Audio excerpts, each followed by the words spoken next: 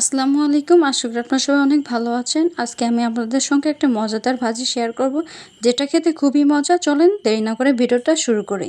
এরপরে যে আমি ফ্রাই প্যানে তেল দিয়ে দিয়েছি, এখন আমি কিছুটা পেঁয়াজ কুচি দিয়ে দেব। পেঁয়াজের পরিমাণ আপনাদের সবজি অনুযায়ী দিয়ে দিন। এই তো আমি পেঁয়াজ কুচিটা দিয়ে এখানে 1 মিনিট মতন ভালোভাবে নেড়ে নেব। এরপর যে আমি দিয়ে দেব কয়েকটা কাঁচামরিচের ফালি। এখানে আমি 7-8টা মতন কাঁচামরিচ দিয়েছি, আপনার চাইলে থেকে বেশিও দিতে পারেন। এটা দিয়ে 1 মিনিট ভালোভাবে নেড়ে নিব। যখন প্রায় একটু সিদ্ধ হয়ে আসবে, এ পর্যায়ে আমি এখানে কিছুটা চিংড়ি মাছ দিয়ে দেব। আপনাদের পরিমাণ অনুযায়ী চিংড়ি মাছটা দিয়ে দিবেন। চিংড়ি মাছ দেওয়ার পর এখানে অনেকক্ষণ ভালোভাবে নেড়ে নিয়ে এখানে আমি গাজর এবং পাতাকপি দিয়েছি। আপনারা চাইলে অন্য সবজি এখানে ব্যবহার করতে পারবেন। এটা খেতে খুবই মজা এবং খুবই স্বাস্থ্যকর। এটা চাইলে আপনাদের বাচ্চাদের খাওয়াতে পারেন। এরপর যে আমি এখানে স্বাদ মতন লবণ দিয়ে 3-4 মিনিট ভেজে নেব। এই তো আমাদের ভাজিটা প্রায় রেডি হয়ে আসছে। এটা অবশ্যই আপনারা একবার হলেও বাসায় ট্রাই করবেন। এটা খেতে খুবই মজা এবং চিংড়ি মাছ দেওয়ার কারণে এটার স্বাদটা অনেক পরিমাণ বেড়ে যায়।